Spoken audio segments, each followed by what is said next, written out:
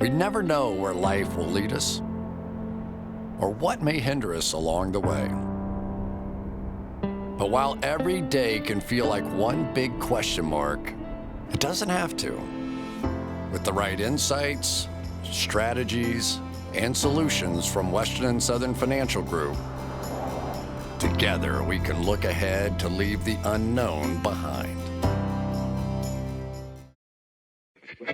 What's Pro Football Focus doing? Last week they had Brady. This week they got Brady. We're literally doing it differently from everybody else. As a matter of fact, moving forward from this point on, I will not make reference to PFF. Do you not understand that they are that way because you're Joe Flacco? You just like to discredit things that people deserve credit for. That you can't possibly be expected to defend that. Talk about the game, Sam. So, who cares about what people think about us? Yeah, I like football season, all the things that go with it.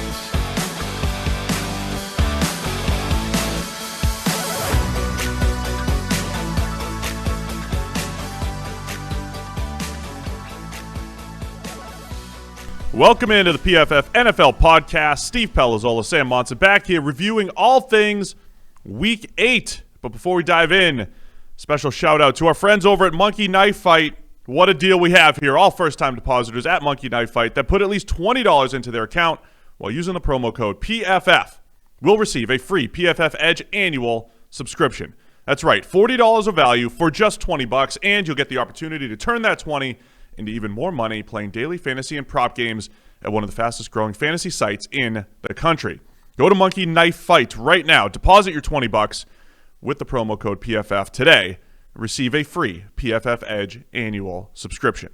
And the PFF NFL podcast is brought to you by PristineAuction.com. Check out their daily auctions with $1 starting bids on over 8,000 football items, all up for auction, signed helmets, balls, jerseys, and much more.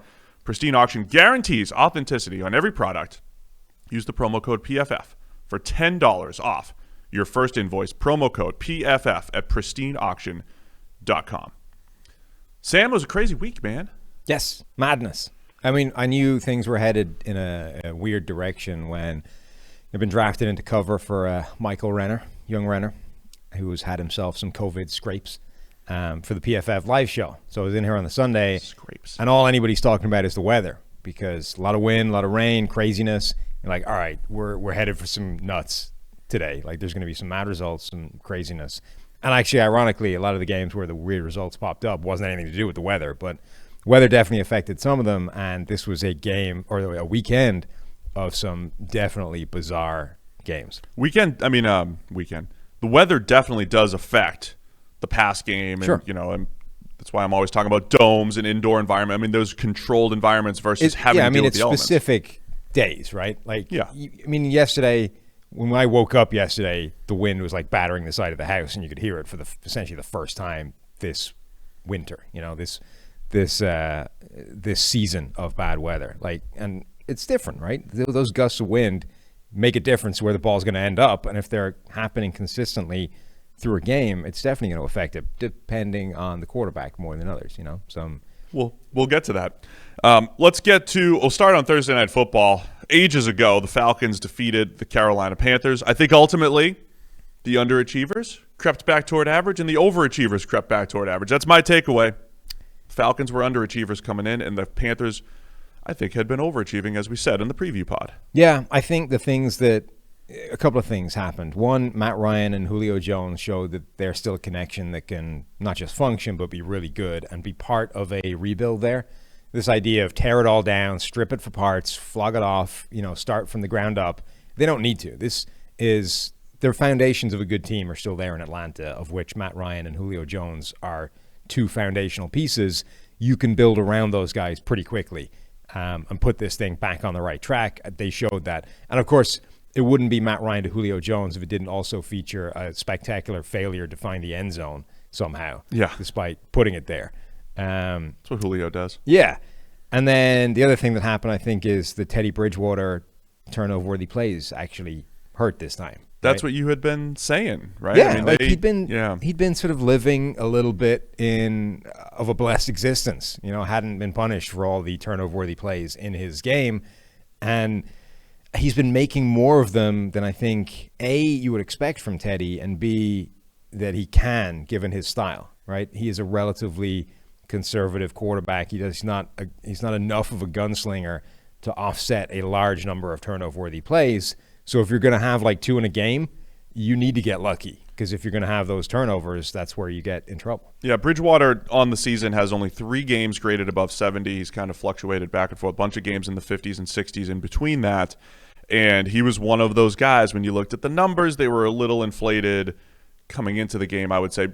Not inflated, just aided by the offense, aided by yards after the catch and what they were doing, and it kind of came back down to earth a little bit in this one. And that 70 line was like his Vikings sort of baseline. That's where you would have expected Teddy to be if he's going to be playing well in quotation marks.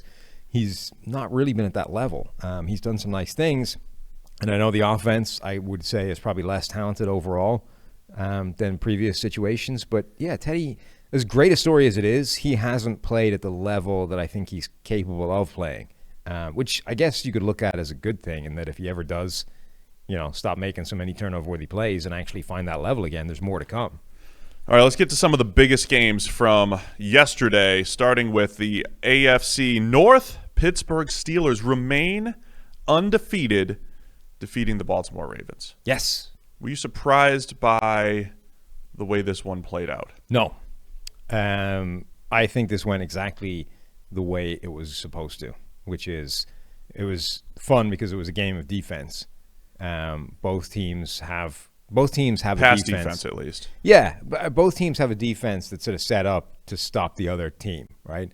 And we talked about this Blitzburg defense. They're going to come after you. They're going to throw bodies at the line of scrimmage, whether it's a run or a pass, and they're going to cause you issues. And the big question heading into the game was, have the Ravens essentially been protecting Lamar Jackson, knowing that this game was on the horizon, right? He hadn't had more than 3 designed carries in a game since week 2, whereas obviously Lamar used to be like a huge part of this offense in the design run game, and that just hadn't been a factor.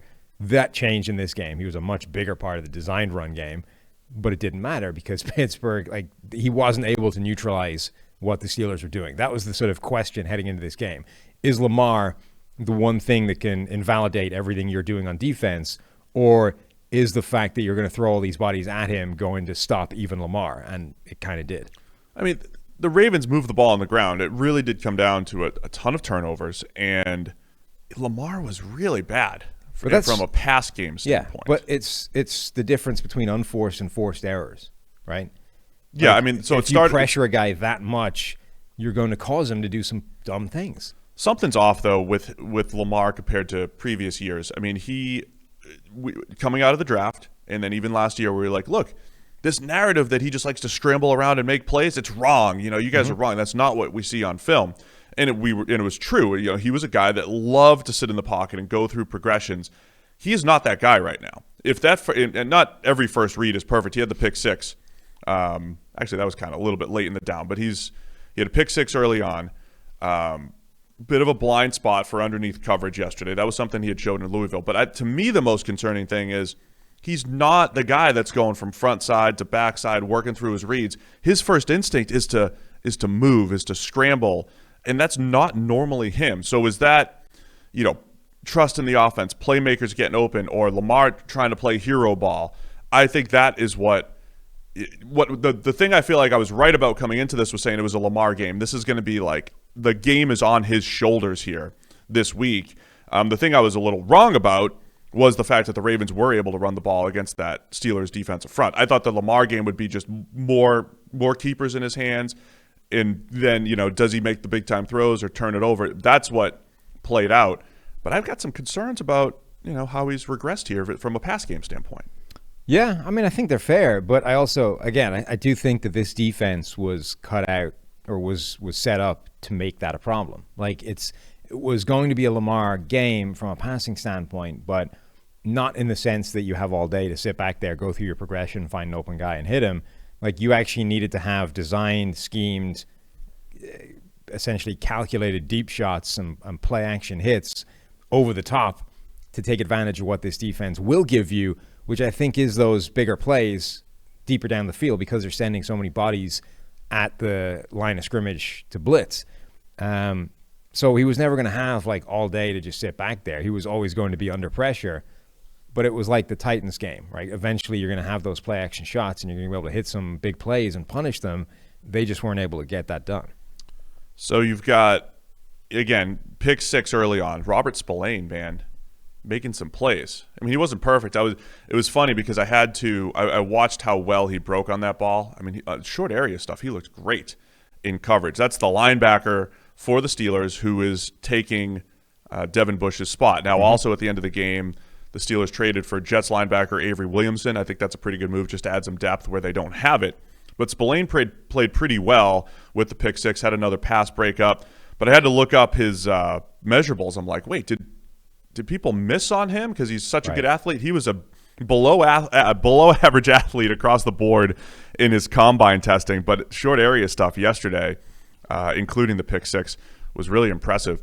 The funny thing about Lamar, too, it just felt like he was playing with fire the entire game, too. He had a scramble where he just straight up dropped the ball. I mean, jumped back on it, picked up the first down, but between that, threw one right to Ali Highsmith underneath coverage for an interception, was playing with fire quite a bit. But he also had, like, his first touchdown was ridiculous anticipation and ball location. I don't like the Lamar game that is playing Josh Allen-y, volatile, big-time throws, turnover-worthy plays. That is not Baltimore's game, and it's not Lamar's game. Yeah, and he got robbed of a crazy touchdown with a holding penalty. That was insane. Yes, an insane scramble for a touchdown. I will say that, so you can make an argument that this game, the Steelers, I don't want to say got lucky, but oh boy. They relied on a ton of turnovers in this game, right? They didn't actually get an awful lot done themselves on offense, right? Their average per play was like 5 yards. It was pretty miserable. But they get a ton of turnovers and thus escape with a win. Even then, it came down to plays right at the death where it could have gone either way. But for the Steelers, we said going in, this was like a shot to nothing. This was a gamble, right? Because you have 2 games coming up against Baltimore, which are going to sort of decide not just the division, but seeding, all those kinds of things. And this was the away game, right? This is the game in Baltimore. Even if you lost it, you get to bring them back to Pittsburgh and split the series, and that's all you really need because you already have the lead, right? You're already the undefeated team. Now, they're at 1 up. They've got like a free game to throw away. It doesn't matter. Like, this was a huge game for Pittsburgh just to escape with a win, because now you're still the only undefeated team in the league. But more importantly, the worst you can do now is split the series with Baltimore. And the second game is back in your building. Like, this is a massive game for them in terms of determining AFC seeding in particular now. Steelers are sitting pretty, and they are a team that I don't think any of the numbers would suggest that they're the best team in the league, but of course the record will. And so I'm sure we'll be hearing about that when they're not. I don't think they'll be number 1 in our ELO power rankings or anything like that. No, they won't be. Bud Dupree, by the way, I just want to give him some credit. Okay. He might not win a ton of one-on-ones, but a lot of those cleanup sacks and various things that he gets, high motor player.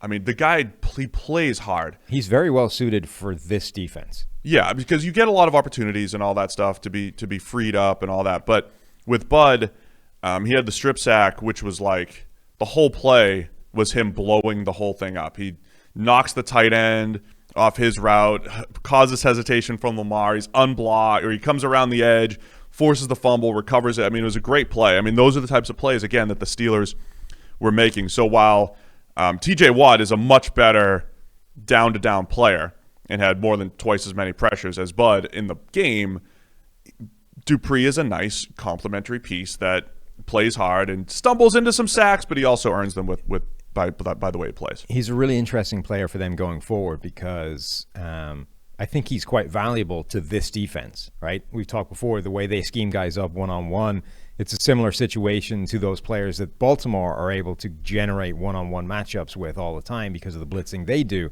Like, the Steelers generate Bud Dupree a ton of favorable situations and matchups and blocks and one-on-ones and cleanup plays. On the other hand, because all of that happens as a byproduct of the defense, like how much do you want to invest in that, right? But he's probably more valuable in Pittsburgh's defense than he is in anybody else's defense.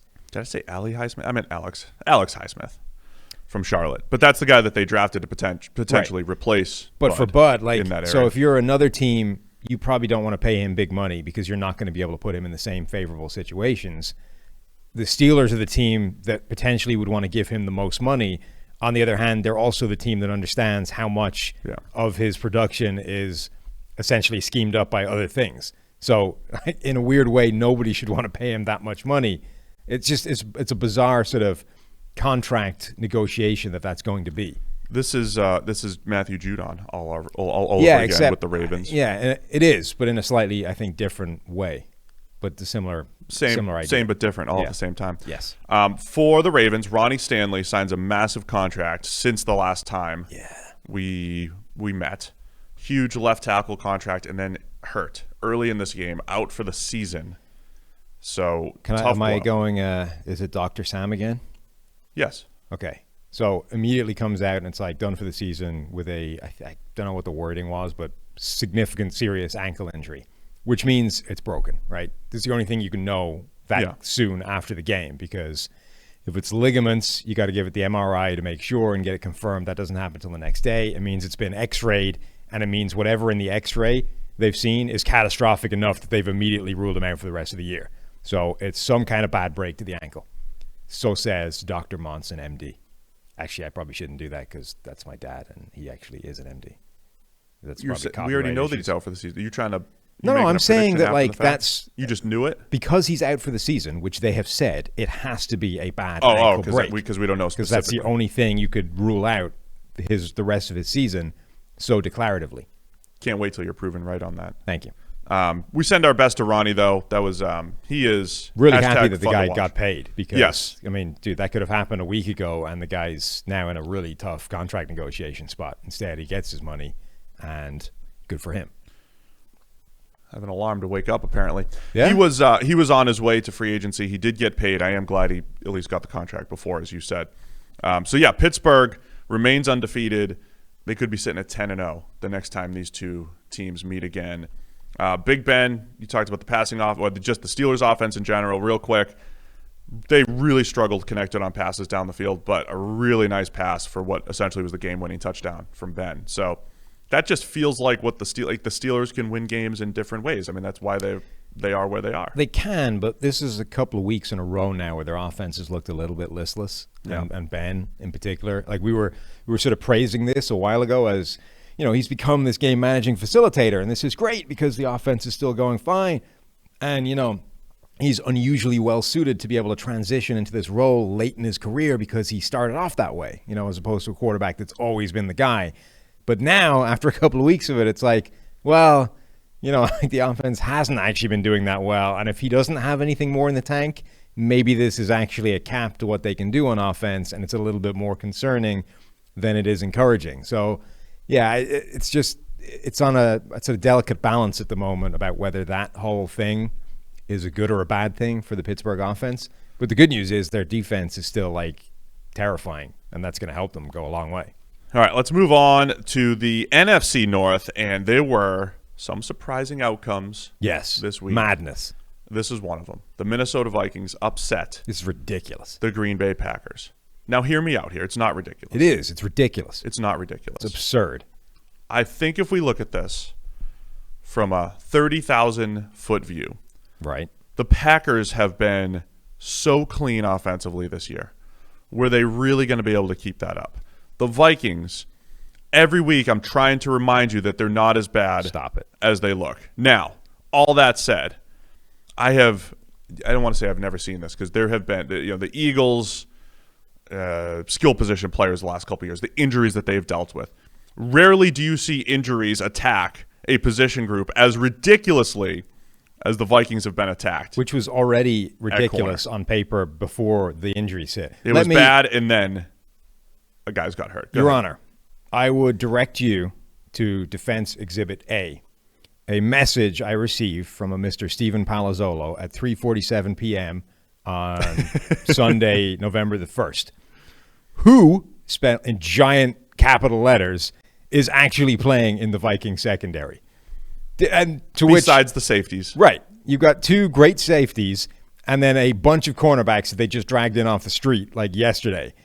And those were the players tasked with defending Davante Adams and Aaron Rodgers. That alone should have led to this being a giant blowout for Green Bay. Yeah. And it didn't. It didn't. I think there's a little bit. Here's what I'm wondering with Green Bay. Did they just really peak in the beginning of the season? We mentioned Rodgers was playing at a ridiculous level, and he still played fine yesterday. He was great, minus a couple times putting the ball on the ground, or one time putting the ball on the ground at the end of the game. It's Davante Adams and nobody. Robert Tunyon's emerged, but this on paper lack of playmakers that they were doing such a good job of scheming up through the early weeks and cover 2 shots to running backs and using Tyler Ervin as a jet sweep guy, all these things that they were doing. Has that just caught up to them? And when Davante Adams is on the field, that's Rodgers' guy, and there's nothing else you can trust. Is that where we are with the Packers offense? I do think that for as much as they were able to roll for a while with just Davante Adams, nothing else, having a secondary major threat is still important, and they don't really have one still. When you don't have, and we talked about it heading into the season, that Allen Lazard was emerging as that guy, and as bizarre as it is, they miss a lot when Allen Lazard isn't on the field because he's the one other guy that Rodgers actually trusts from a wide receiver position. Like, he's thrown targets towards Marquez Valdes-Scantling and Equanimeous St. Brown saw a few yesterday. He doesn't have the same level of trust in those guys. He doesn't look up, see those guys in one-on-one coverage, and is perfectly happy to just put the ball in the air and give them a shot the way he does with Lazard and he does with Davante Adams. So I think it sounds crazy because, look, Lazard is not an elite receiver by any means, but I think he does mean a lot to this offense. And when he isn't out there, it's significant. Do you know who could help? Who? Will Fuller. Okay. There were some trade rumors that the Packers would be looking into Texans wide receiver Will Fuller. I also teased the article that I wrote with Brad Spielberger last week, the Rebuilding the Texans. So if you're a Texans fan and you're listening, go check it out, pff.com. We rebuilt the Texans move by move last week. And how do you think that would fit Will Fuller as a complement to Davante Adams? I think that would be a significant upgrade for it what makes Green some Bay sense, but it really all comes down to whether Rodgers trusts the guy, right? Because I think St. Brown, Valdes-Scantling maybe to a lesser degree, but I think they have players that should be able to function like that. But for whatever reason, Rodgers doesn't trust them the same way. So it doesn't really matter if it's Will Fuller or if it's Valdes-Scantling or whoever. If Rodgers looks at them as part of his read and doesn't like it, you know what I mean? It doesn't make any difference. I think it would make a little bit of a difference with Fuller. But again, only threat. if Rodgers is trusting it. Like, unless he's so much better that he's just immediately 5 yards open as part of the progression and therefore demands the target, which I don't think he is, even as good as Will Fuller is. Like, he's not that good. Right. He's not killing people immediately off. No, man. You just run those deep over routes, let Rodgers throw it 50 yards in the air. I think he'd work that a little bit better than MVS. On the other side, I did send you my theory the other day about the value of the quote-unquote elite running back. A couple times a year, they're going to take over. As much as we started talking about the Packers offense, but the reality here is the Vikings scored 28 with very little from their downfield passing attack. This game was also ridiculous in that, like, nobody was punting. Everyone was just taking, 12-play drives and scoring a touchdown and then answering with a 12-play drive and scoring a touchdown. There were so few possessions, especially in the first half. In the first half, everybody had 2 possessions and then, one kneel down or whatever to end the game. It was ridiculous. The other thing that was bizarre, I'm not a big fan of these sort of, weird box score quirks of statistics that never happen. But Dalvin Cook scored 4 touchdowns. This was the first time a Vikings player had scored 4 touchdowns since like the 80s. Like Chris Carter, Really? Randy Moss, Adrian Peterson, none of those absurd Hall of Fame players they've had. I mean, receivers don't usually do it. It's usually a No, running but back Moss has thing. had like 3 a few times. Never got 4. Adrian Peterson never put up 4, despite putting up like 300 yards on the Chargers or whatever. I've mentioned before that my Dalvin Cook comp is Fred Taylor. Ah, yeah. This does remind me of a game back in 2000. Fred Taylor against the Steelers goes for 4 touchdowns, including 1 on a screen pass, 3 rushing. He ran for over 200 yards. But my theory on running backs here is that if you do have an elite one or a high-end one, for whatever that's worth, a Dalvin Cook, say Derrick Henry, Christian McCaffrey, Alvin Kamara, 2 or 3 games a year, it's really going to show up. This was one of those games. This is a screen pass for, 50-plus yards, whatever that was, for the touchdown, weaving through the Green Bay defense. Yeah, he had the 3 touchdowns on the ground. That's not all him, but you rush for $163, 111 after contact, 3.7 after contact per rush. I mean, Dalvin was the guy in this game because they didn't have to do much else throwing the ball down the field. Yeah, and as you would expect with Dalvin doing well, their offensive line did a lot better as well. Like Ezra Cleveland looked like an absolute train wreck the first time he played. This week was good. Yeah, run blocking wise, solid grades across the board from everybody that played. So yeah, impressive outing by the Vikings. Cousins didn't have to do a whole lot, Thankfully.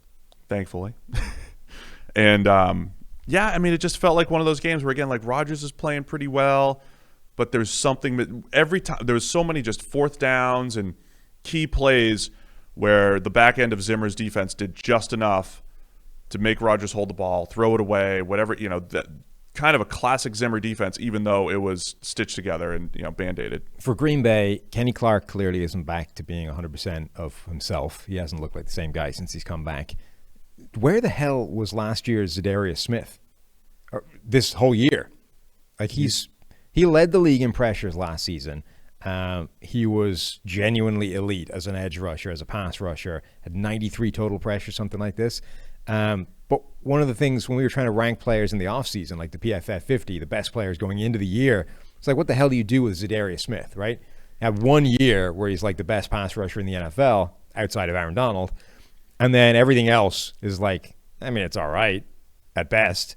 What is that? Okay. And of course, complicating it even more, it's like the best year was in a new environment. So you can always make the immediate case that, well, all he needed was a change of scenery. Baltimore hadn't been using him right. And it turns out he's elite. But so, you put him where you want to put him. You ding him for those earlier seasons. And everyone's like, what are you doing? You're ranking him too low. He's amazing. He's just had 93 total pressures. Now, like, if anything, he's worse than the guy he was before last season. He has 6 sacks right now, Sam. Yeah. So explain to the people he's not getting the pressure at the same rate as last year. Not at all. Like, he's not even in the same ballpark in terms of pressure rate. His grade, his pressure rate, the decisiveness of his wins, none of these things are in the same area. How about this one? Over 70% of his pressures have come in 2 games. Yes. That's, I think, the bigger issue. And this was supposed to be one of the games where he, like, hey, look like that guy again. Didn't happen. I mean, the Vikings didn't drop back enough. I mean, he only had 14 rushes, but he has 15 of 21 pressures in 2 games against the Texans and against the Falcons. It is interesting because we've seen a lot of career year 4 and 5 jumps from edge rushers over the last couple of years, from DeMarcus Lawrence. Olivier Vernon was like the first guy that really did that, earned the big contract a few years back. Dee Ford, Bud Dupree. So we've seen a little bit of that, and some guys level off, other guys maintain it. Zadarius kind of leveled off just a little bit. So Vikings with the upset over the Packers, that'll have some playoff implications as Seattle won, and they're taking control of the very coveted number 1 seed this year because there's only one in each conference. What's next on our list? New England and Buffalo. His pressure rate this season, by the way, just to finish that off, is 9% pressure rate, which is almost exactly half what it was a season ago. People don't like when you cut off my segues. Yeah? Yeah. That's a shame. Just did it again.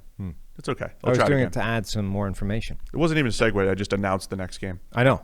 New England and Buffalo. I had more data points. This one this was one of those weather games. Winds are howling. Precipitation, the whole deal, right? this is one of those games. We're anti-run game here. But until Cam Newton fumbled the ball, both run games were more productive than their respective pass games. Both teams did run the ball extremely well. You're talking about two of the worst run defenses in the NFL, and that is rare for New England. They are one team that is almost always fundamentally sound. They're going to stop the run and, make you one-dimensional, that whole cliche. Buffalo, on the other hand, has trotted out undersized fronts over the last couple of years and kind of invited the run just a little bit, so it's less surprising there.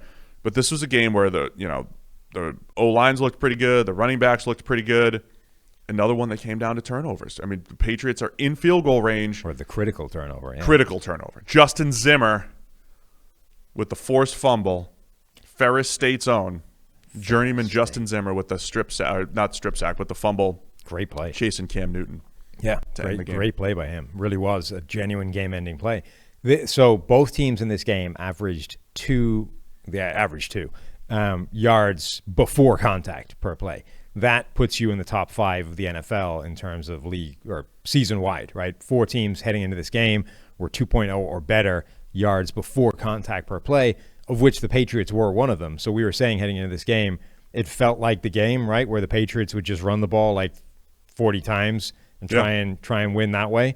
And they kind of did, like almost. What do they have? 34 rushing attempts, so they were in that ballpark.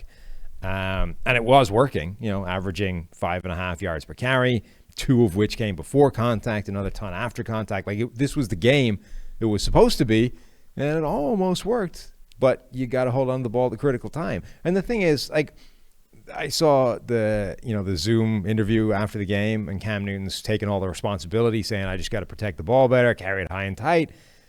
He carried it fine. It was just a great play. Great play by Zimmer. He had it where it needed to be, and just a big, strong guy got hold of that football perfectly and wrenched it out. It's almost impossible to stop a ball coming out if a guy hits it the right way, when you're trying to run through contact. It just is. Yeah, I mean, credit to Cam, too, by the way, just for taking the blame throughout the New England struggles. They talk about stitching together a group of receivers. Julian Edelman was hurt. N'Keal Harry was hurt, maybe for better or for worse. Jacoby Myers, Damiere Byrd are the 2 top receivers out there in this game. Jacoby Myers picked up 4 first downs. He did a nice job. But it's just the same thing from a pass game standpoint. Even with the elements, I mean, they're like, who are you afraid of? Nobody. Even when Edelman and N'Keal Harry are out there, who are you afraid of from a playmaker standpoint? Ryan Izzo was making some plays great. I mean, what they have is journeymen or underrated players or undrafted players who are performing above expectations, but that's just not going to cut it in the NFL. It's especially compared to what the Bills are trotting out there with Stephon Diggs, John Brown, and Cole Beasley. Now, ultimately, both teams looked very similar. Josh Allen still, back to missing a bunch of throws down the field. I'll always absolve him a little bit from it's tough throwing the ball down the field, the weather. But, yeah, since the apology, he's still grading at 65, Sam. Yeah. 65. That's unfortunate. It is. But it was a hard-fought, close game. It was one of those games where the Bills have a much better record than the Patriots, but it's not like you weren't expecting them to blow them out, I don't think. Yeah. I mean, yes, wind was definitely a factor in this game. I will say this is also, I was at a game in Buffalo years ago, which is the coldest I've ever been in my life. It was like December the 27th. It's also the most wind I've ever seen affect a game. They almost missed an extra point short. And this was back before they moved the extra point back. It was like a chip shot. Yeah. And it went up and hit a wall of wind and just dropped straight down just over the goal line. It was back. The Patriots had Randy Moss and Tom Brady, and they were doing the pregame, just warm-up stuff.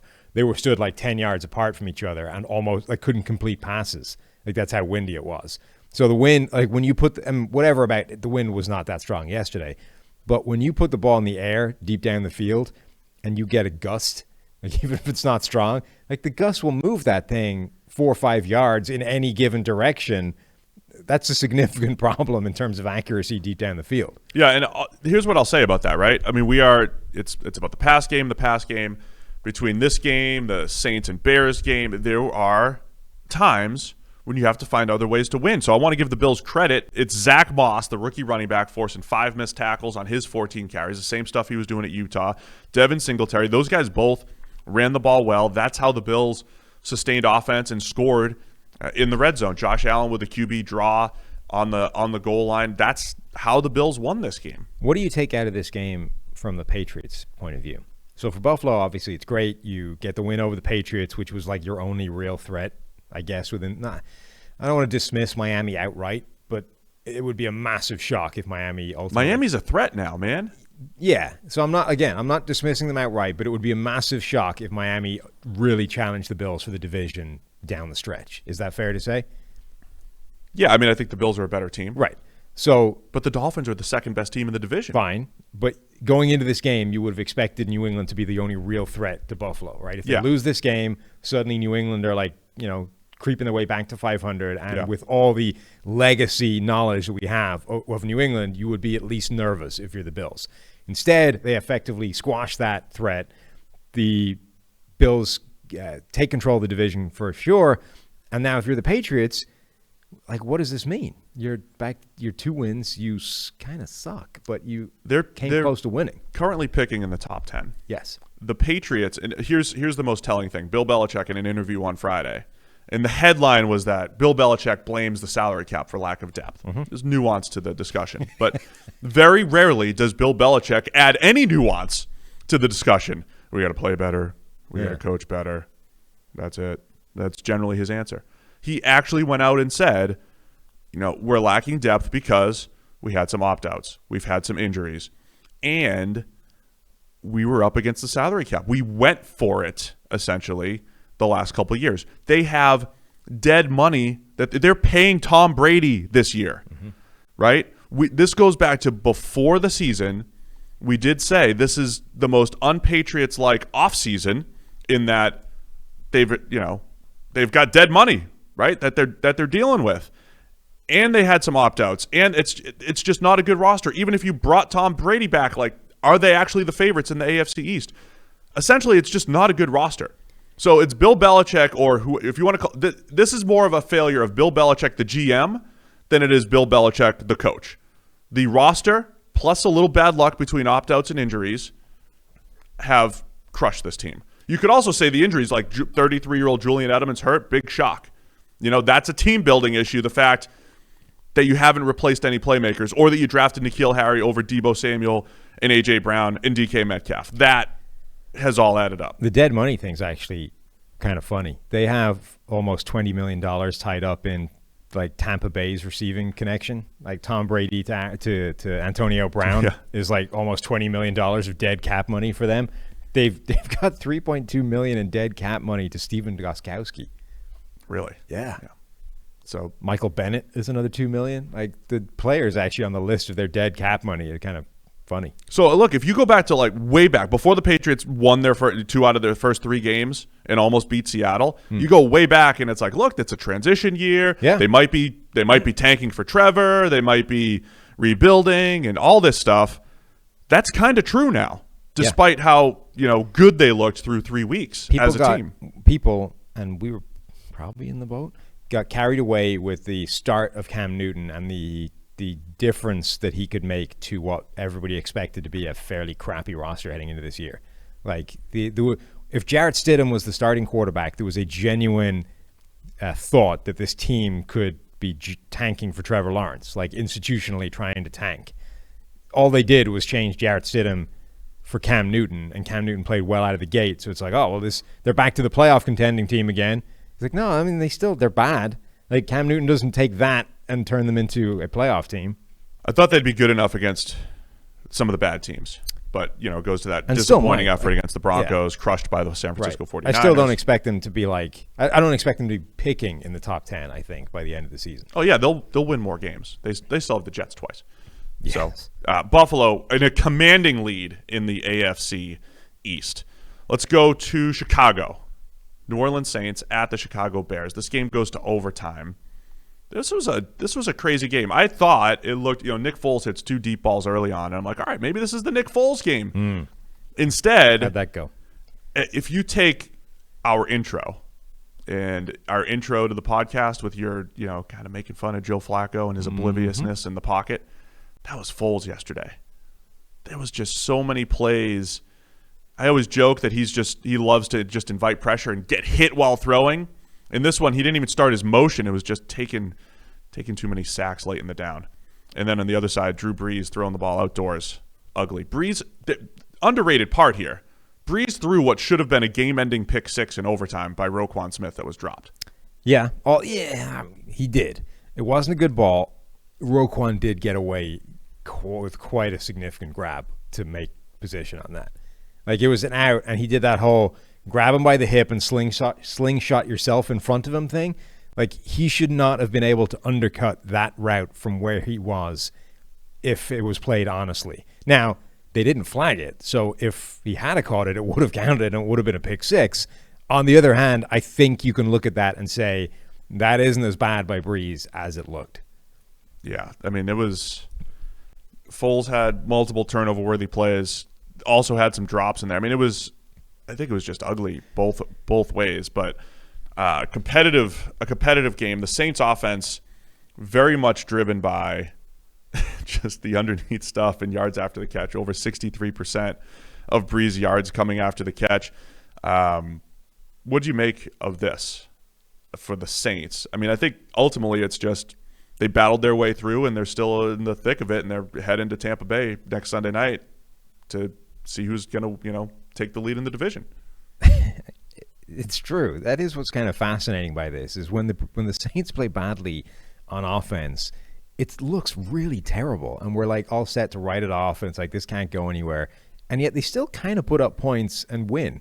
Yeah, and I mean, as long as that keeps happening, my problem I think is that you have to judge them on a curve, right? It's like it's not. You don't compare them to like the Jets, right? It obviously compared to the Jets, it's light years better. And it's way more functional, and they'll win way more games. But this is a team that's loading up for a Super Bowl in 2020. And so that's what you have to judge them by, at which point you're asking, can they beat the Bucs? Can they beat the Chiefs? Can they beat the Steelers, the Ravens, like the best teams in the NFL? And it feels like this, when it runs into those teams, is going to come up short. And I know you can make the argument that Chicago was one of those teams, but everyone was talking about them as one of the most fraudulent, good record teams ever. So I think you can kind of say that isn't the test yet. But next week, right? Next week is week 9. That's the Bucs game. That's the next test. I mean, we got to put in there Michael Thomas out. Yes. Emmanuel Sanders out. Both probably back for Sunday night next week against the Bucs. Sanders definitely should be right, and then Thomas probably. From a Brees standpoint, though, I mean, he's going to come away with a poor passing grade from what I can – from what I've seen. Literally every time he threw the ball beyond 10 yards, it was either, not everyone was bad. He had the touchdown to Jared Cook. He had a couple of completions there, but it was an adventure. There's some underthrows that were bad, and we knew there were swirling winds. It was their first outdoor game. It does make a significant difference. But for the Saints, to your point, to be able to put up points without Drew Brees playing at a high level, I think is a good thing. And, for the Bears, I don't know, man. They were hoping for that high-end game from Foles that they needed. It looked good early on, and then he was just all over the place. Less than 25% of Drew Brees' passing attempts were targeted beyond the first down markers.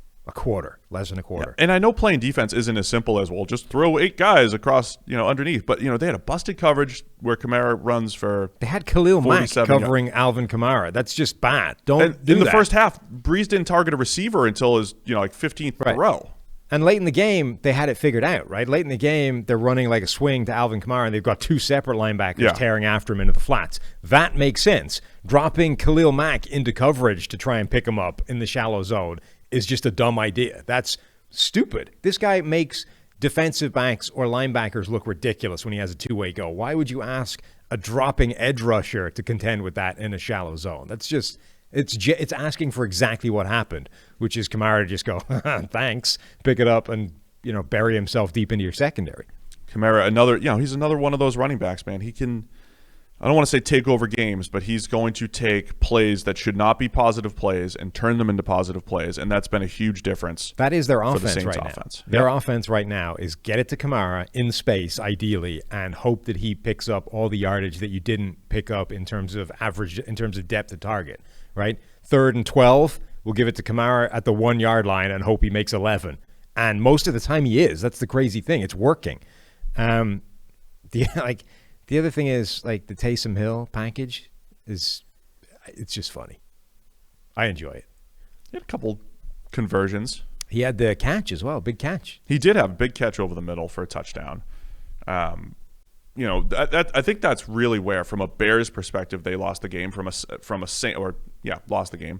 Saints perspective, such a huge drive before the end of the half. They're down 10. And, you're dinking and dunking down the field, which was kind of expected. But even from a defensive standpoint, even if you're the Bears, at that point, you're like, hey, don't give up the big play. Force him to a field goal. I still would lean toward make Drew throw the ball over the top. Make him throw over the top of him, right? And because he's going to be also patient enough. It's not just patient, but I mean, he's looking for the underneath stuff. And that's what got him into field goal range. And then you get one little lull in coverage, and he gets Jared Cook, I think, behind the defense for the touchdown.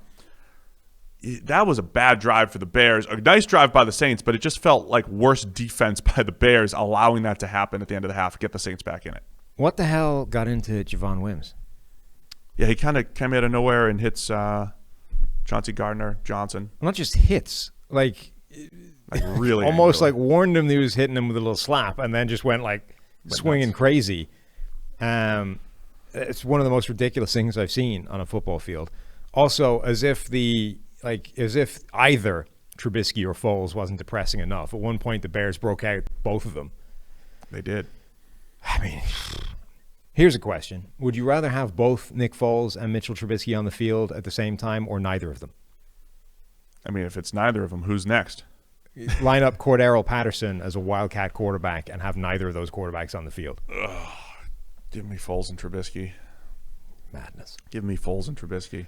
That's how depressing that offense has gotten, though. Like, it's like, well, either or didn't make any difference. Like, late in the game, Foles gets out into left field, is getting chased down by Trey Hendrickson, just sort of ties himself in a knot and falls over.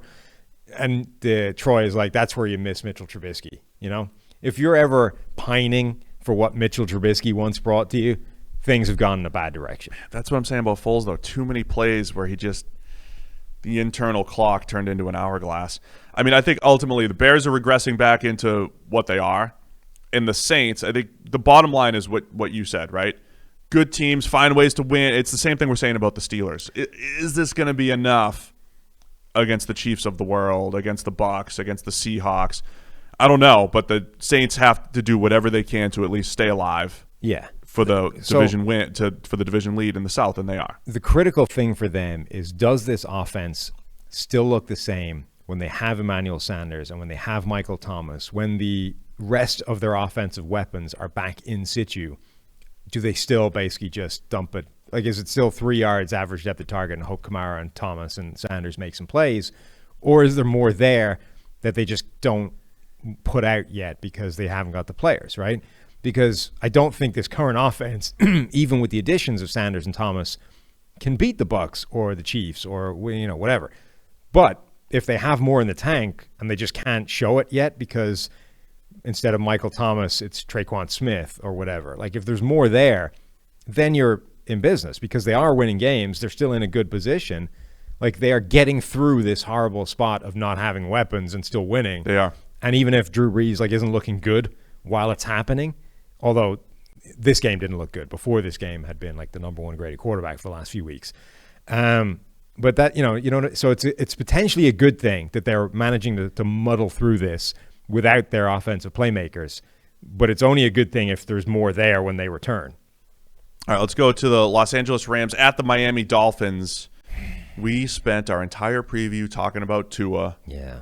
This game had nothing to do with Tua. This was all about Jared Goff against this Miami Dolphins defense. The defense was outstanding. Goff was horrible.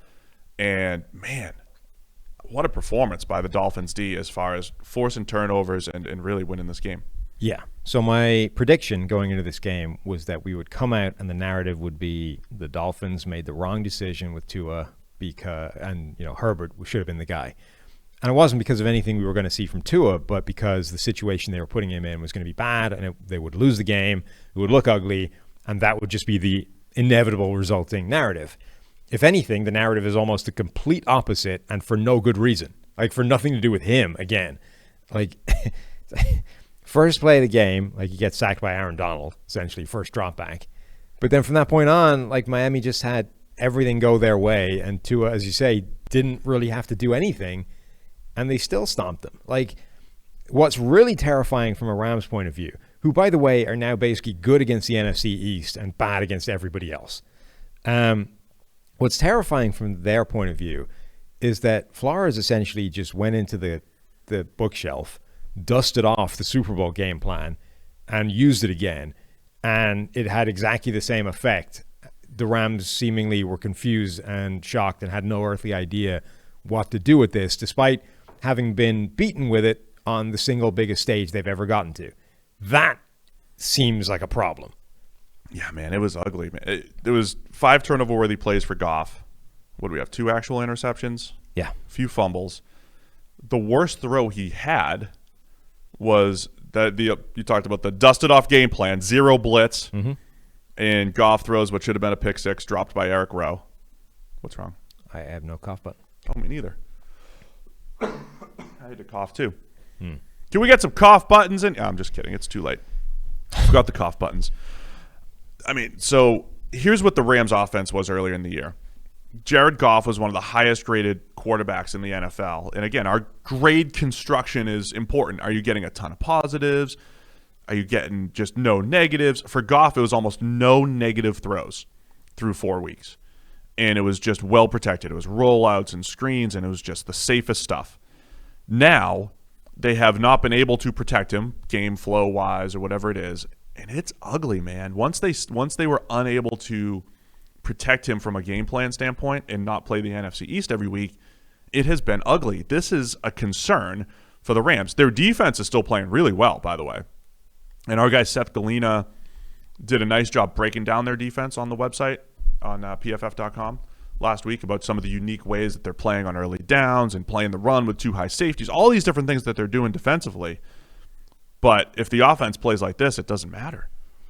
Yeah.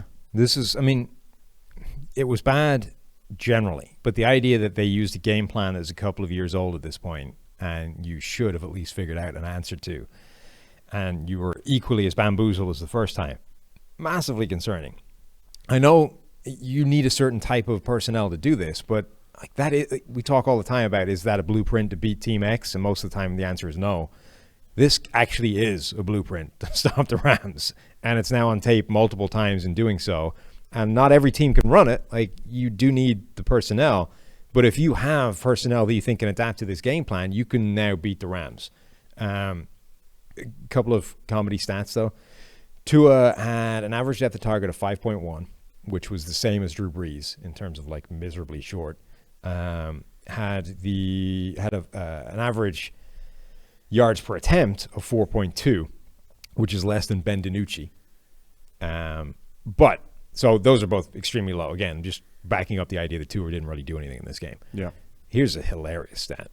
Kirk Cousins, average depth of target. You know where that is? It was like 1 or something. 1.6. Average yards per attempt. Over 11. 11.4. That's insane. That's ridiculous. That's the Dalvin Cook, screen pass for a touchdown. That'll inflate that just a little bit. And Cousins have been throwing the ball down the field a ton this year coming into the game. Short of the sticks, 93% of his pass attempts, and yet they made 11.4 yards per attempt. So, really quick, Brian Flores, head coach for the Miami Dolphins, coming out of New England, he had been the defensive coordinator for some really good defenses. Previously, in 2017, the Patriots did not have a good defense. Matt Patricia turned that into his job with the Detroit Lions. Now, it seems that Patricia is still trying to find his way with his defense in Detroit. As much as I had been touting them in recent weeks, they made me look bad. Flores coming out of New England, looked like, man, he's the guy. Like, he knows what he's doing. He did a really nice job with the Patriots, and he's doing it again with the Dolphins. Have we officially seen the Dolphins jump up to the number 2 team in the AFC East, the top competition for the Buffalo Bills, in this defense of not many big names here? I mean, they did a nice job in the secondary, but they've been banged up as far as building the secondary, but they've been banged up. But this is getting the most out of just an okay on-paper defense right now for Miami. Yes. I think they probably are the biggest threat to Buffalo in the division, if just because they're the closest in terms of games at this point. It would be hard for anything else to happen. I think they did a really good job. You can only beat what's in front of you. You can only win game plan to game plan. This was as conclusive and as good a job as you're going to see. This was the Super Bowl performance again, right? They came in, had the perfect game plan to stop the Rams, throttled them, got touchdowns from weird areas, special teams, all those kinds of things, and won. Perfect. Ideal game to get out of there and protect your young quarterback and not ask him to do too much. So absolutely perfect. When the narrative heading into this game was this is a bad situation to be dropping Tua into and could go south in a hurry, they were able to reverse that completely, and it wasn't a factor. So great. In terms of projecting what it means going forward, I would be a little more cautious because their next game coming up is against the Cardinals, right? The Cardinals present a completely different challenge, and it's not going to go the same way, right? You're not going to have a game flow where you're suddenly way in the lead and you don't need to do anything. You know what I mean? You're not going to get the score on special teams, the punt return touchdown. You're not going to have this huge lead, and you're actually going to need your quarterback to do things. So I think in terms of what it means going forward, we need to be a little bit more careful and say that's an open question. But it was a great win, and it puts him in a great situation. I will say with Tua, on the limited sample size, he did look a little rushed. It was his first time back, injured last year, whatever. I don't want to look too much into it. He did look like a rookie. He looked over, a little. I mean, he's not going to have a good grade. No, he looked rushed. He looked like a rookie where the game was moving really fast for him. So it's not so much that he can't do it. It's when does the game slow down for him? That sounds generic, but again, like with Justin Herbert, the game didn't look fast for him ever when he got on the field this year. Same thing with Burrow. It didn't look fast for him ever. Tua looks like it might take him a little bit longer. Through one game against a good Rams defense, sure. That's what I saw. I think everything we said heading into this game is still a concern, right? This idea of this is not a good offensive line. He's inevitably going to take a little bit longer than Ryan Fitzpatrick to work through everything and to get the ball out of his hands, and that's probably going to cause him some trouble. All those things remain true going forward. There's still going to be issues. But for one game, they at least ensured that none of it mattered and that it wasn't a big factor in the game. What was I going to say? I don't know. I lost my train of thought. Never mind. Well, good. Let's move on. Cool. Colts and Lions. Man, Colts with a statement game, Sam.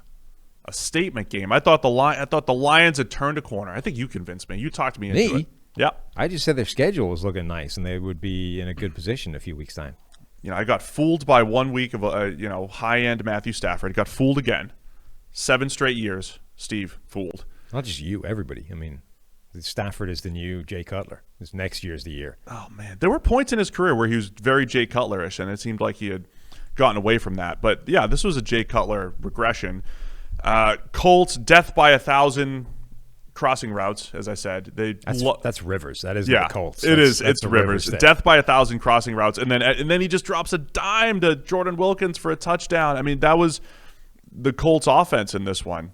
Take the underneath stuff, and then was it Naheem Hines, not Wilkins. Creating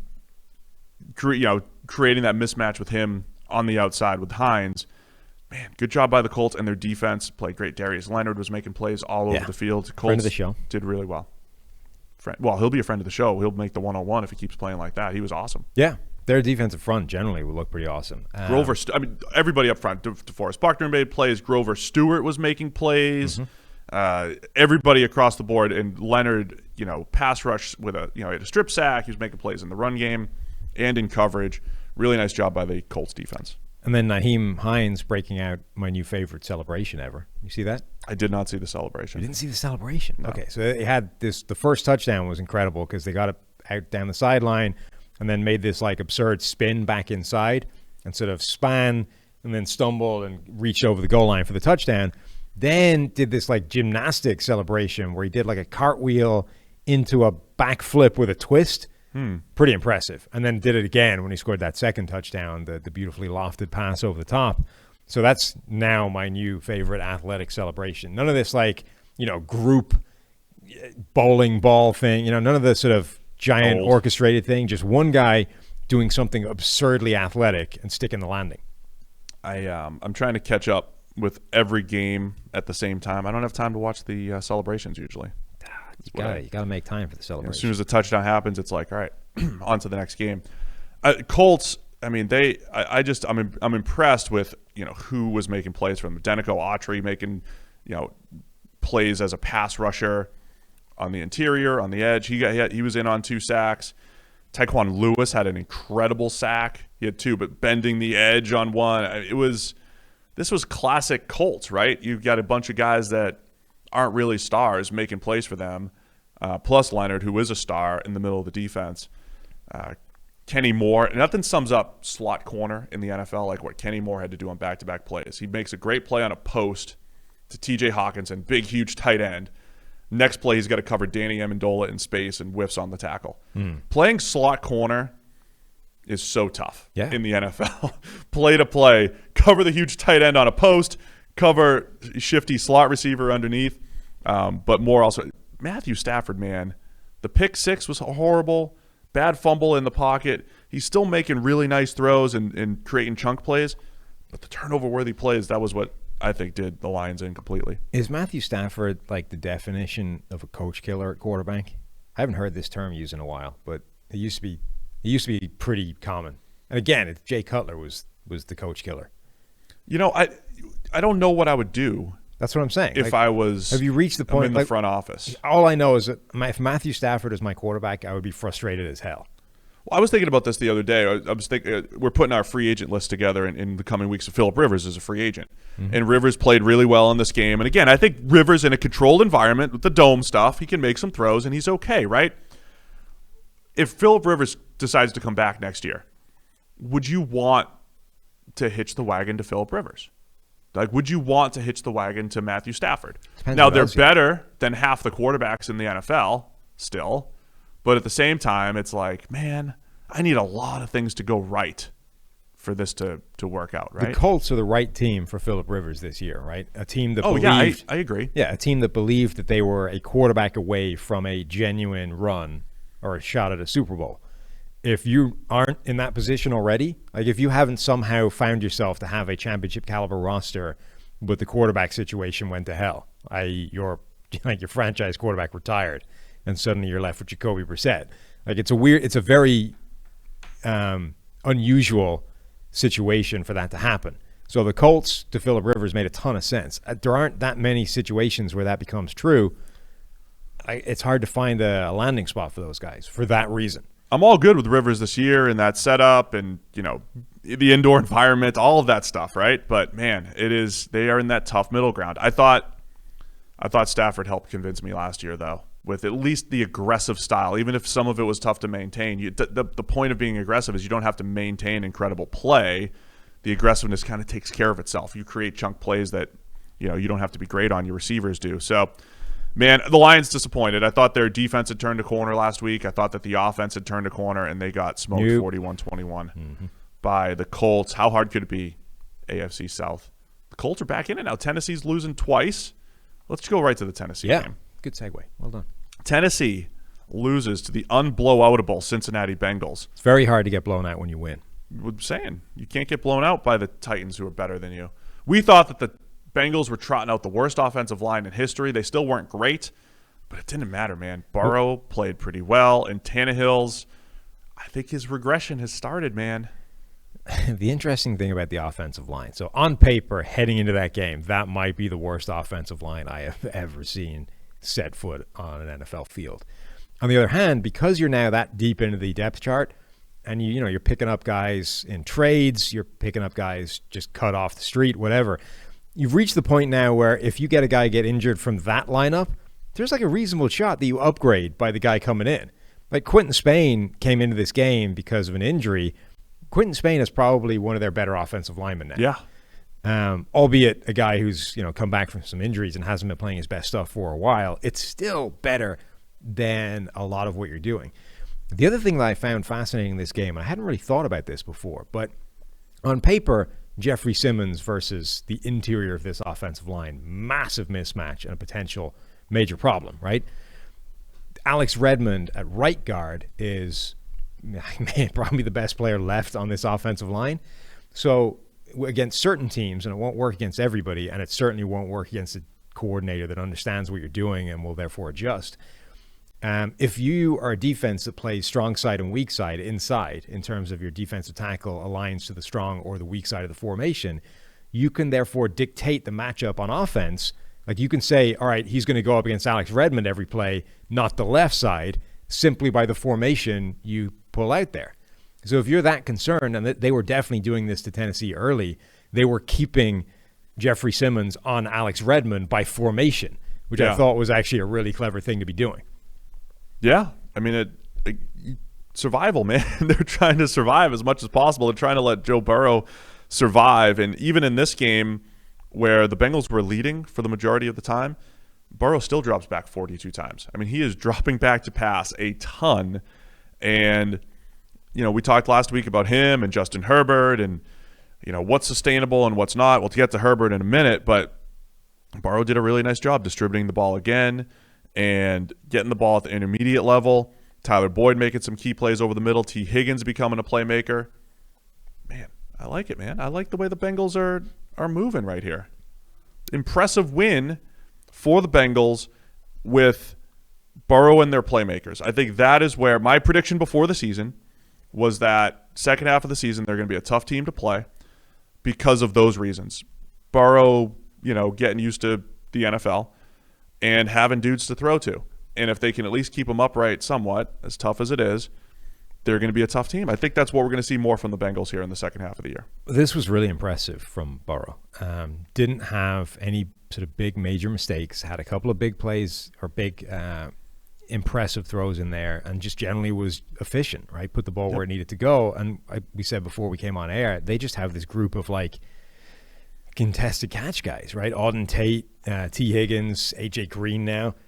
They're all these guys that Burrow has to put the ball like perfectly right on their frame. These bank shoulder, high and away, only where that guy can get it, and not too far because God knows he can't adjust and, make a big athletic play to go do it. Like Burrow is just nailing those, and he's doing it with that offensive line that's just not in good shape. You gotta.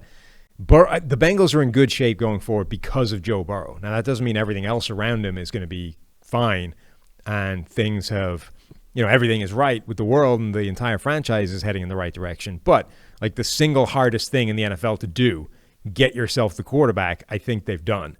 And now they just need to make sure they can build around him. Can't talk about the Titans without talking about Corey Davis, though, Sam. Can't? 8 for 128. Had a touchdown. 7 first downs in this one. Look at Corey, making himself some money. Free agent Corey Davis. Make him regret not picking up that 5th-year option on your way to the Hall of Fame. Okay. All right, that's it. Yeah. Concerns with the Titans? I mean, does it simply come down to, Tannehill's going to end up with a mediocre grade in this one. Derrick Henry got his yards, but they scored 20 points. I think I did Tennessee radio last week, and it's like, what do you think of this team? Or whenever I did, what do you think of this team? It comes down to Tannehill. If he plays at a similar level as last year, they're a contender in the AFC. If he doesn't, if he does regress back closer to Miami, Tannehill, they're not. And he's putting the ball in harm's way a little bit more than he was. Still making some nice throws, but it's not he's played at an elite level last year. Down the stretch. They're not getting that right now, other than 2 games. And I don't think it's necessarily fair to expect or demand it from him. What's concerning for this team is that their defense, I don't think, is that good. You're going up against, again, the worst offensive line we've seen on paper heading into a game. And what do you come out of it with in terms of defensive performance? 15 total pressures as a team, of which 10 came from 2 guys. So Harold Landry had 6, Jadeveon Clowney had 4, and those guys combined for 66 pass rushes. So even the guys that had 10 pressures, A, they were all hurries, so there wasn't a hit or a sack amongst those 10 pressures for Landry and Clowney, and B, they had 66 attempts to do it. Like, this should have been a game where if you have an even marginally elite pass rusher, that guy was going to go off, and they couldn't. Like, this game's up on premium now. Their defense didn't show up in a way you needed to. No, I agree. Against a team like the Bengals. Where's their pass rush rank now? They moved up a little bit, but they're still bottom 10 in the league as far as pass rushing goes. And that has been a bit of a concern for the Titans over the last couple of years. Mm-hmm. It still is. So good job by the Bengals. Look, let's not be surprised by Bengals wins moving forward. Okay. I'm just saying. They're a tough out here in the second half of the season. Let's go out west. San Francisco 49ers at the Seattle Seahawks. It was a blowout for a little bit, and then, the Niners crept back into it with Nick Mullins. Nick Mullins at least made a run there. Russ continues his MVP campaign, 4 more touchdowns. It was impressive from Russ because, he'd miss a couple throws here and there and then still find a way to bounce back and move the chains. And then I mentioned this would be more of a DK Metcalf game than the previous week where it was a Tyler Lockett game. This was like all-around DK showcase game, man. This was like, hey, by the way, he could do everything. Yeah. If you want him to. It was, and I was expecting it to be like a giant mismatch of Metcalf on Jason Verrett just because of the size thing. They were actually doing a pretty good job of keeping them away from that, and they had him on the other side a lot of the time against Mosley. And he was just beating him instead. Like, it didn't make a difference. Either way, DK Metcalf was destroying the 49ers. The fun thing to come out of this game, not if you're a 49ers fan, I guess, but there was a brief moment where there was a quarterback controversy. It's like, well, can Nick Mullins win this job while Jimmy G is hurt? And Kyle Shanahan was like, hell no. And then that was answered so emphatically by Nick Mullins' game that they had to bench him for C.J. Beathard, rush back Jimmy Garoppolo despite the bum ankle, blah, blah, blah. But then Jimmy G essentially plays himself to the bench. And Nick Mullins comes in and looks back to – Nick Mullins, for most of his time playing for the 49ers, has looked good. Had one disastrous game against the Eagles right at the time where people were starting to ask the question about whether he could actually win the starting gig. Is that a valid question at any point? If for no other reason, right? Let me give you the argument. I do think that Jimmy Garoppolo is a better quarterback than Nick Mullins. I also think his ceiling is significantly higher. On the other hand, Rembrandt Shanahan has shown that he can build a fairly quarterback-proof offense, and Nick Mullins costs about a millionth of the amount that Jimmy does. Is the difference between them? Are we talking about going forward or for this year? Let's start with going forward. Going forward, there's no way you're going to trot into 2021 and say, yeah, Nick's our guy. We're going with Nick Mullins. It's not? No, given the conversations we have here all the time about how much at least mid-level NFL talent there is right now, I can't see it. I mean, I think it's more likely that Shanahan makes a play for Kirk Cousins. What if he is a mid-level NFL talent? No, I don't know that he is. I mean, he's okay. Like, Mullins is okay, but how is he just he's okay in Shanahan's scheme? Yeah. But if you can make Nick Mullins okay in Shanahan's scheme, you could do more with someone else. Yeah, but it's going to cost a lot more. What if you decide that I am capable, myself as Rembrandt, I am capable of creating this masterpiece whilst only spending $7.82 on quarterback? Dude, even Rembrandt knew his limitations. Rembrandt wouldn't put so much pressure on him to paint the perfect picture every single time, right? The offset is you get the benefit that nobody else gets, where you don't have to pay your quarterback any kind of money, because you know that you can build this. They got to pay him soon if you're making him a starter. I don't Mullins, see it. No, you don't, because you know that you have a quarterback-proof offense.